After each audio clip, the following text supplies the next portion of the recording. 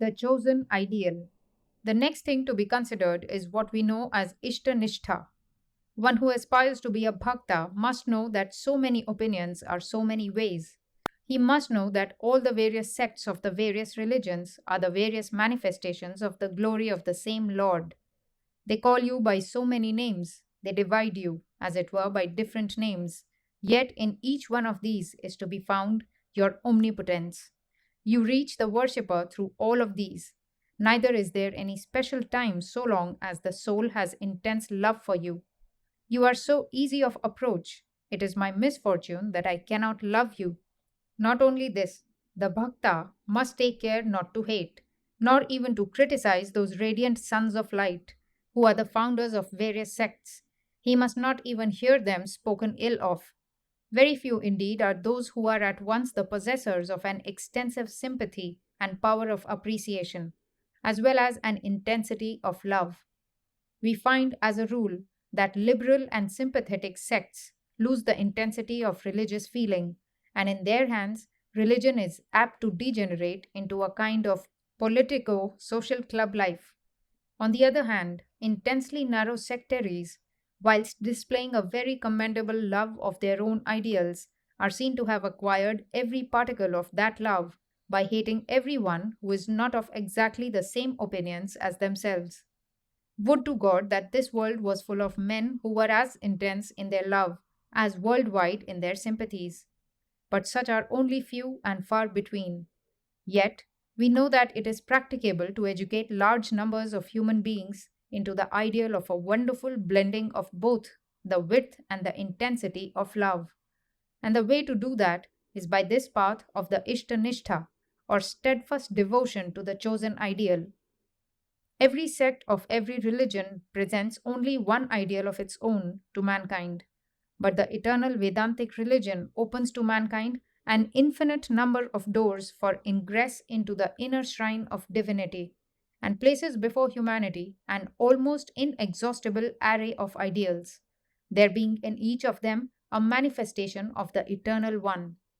With the kindest solicitude, the Vedanta points out to aspiring men and women the numerous roads, hewn out of the solid rock of the realities of human life by the glorious sons or human manifestations of God in the past and in the present, and stands with outstretched arms to welcome all, to welcome even those that are yet to be, to that home of truth and that ocean of bliss wherein the human soul, liberated from the net of Maya, may transport itself with perfect freedom and with eternal joy.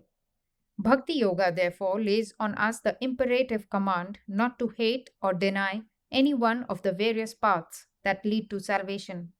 Yet the growing plant must be hedged round to protect it until it has grown into a tree. The tender plant of spirituality will die if exposed too early to the action of a constant change of ideas and ideals.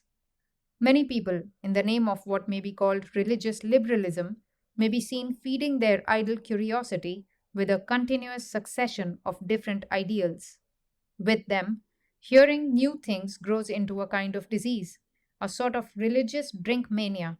They want to hear new things just by way of getting a temporary nervous excitement, and when one such exciting influence has had its effect on them, they are ready for another. Religion is with these people a sort of intellectual opium eating, and there it ends. There is another sort of man, says Bhagwan Ramakrishna, who is like the pearl oyster of the story. The pearl oyster leaves its bed at the bottom of the sea and comes up to the surface to catch the rainwater when the star Swati is in the ascendant.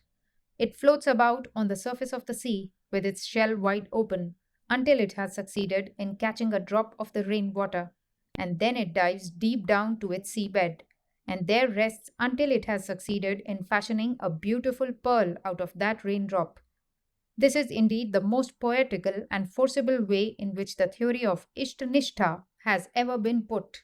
This Ekanishtha, or devotion to one ideal, is absolutely necessary for the beginner in the practice of religious devotion. He must say with Hanuman in the Ramayana, "Though I know that the Lord of Sri and the Lord of Janki are both manifestations of the same Supreme Being, yet my all in all is the lotus eyed Ram." Or, as was said by the sage Tulsidas, he must say, take the sweetness of all, sit with all, take the name of all, say yeah, yeah, but keep your seat firm. Then, if the devotional aspirant is sincere, out of this little seed will come a gigantic tree, like the Indian banyan, sending out branch after branch and root after root to all sides, till it covers the entire field of religion. Thus will the true devotee realize that he who was his own ideal in life is worshipped in all ideals by all sects, under all names, and through all forms.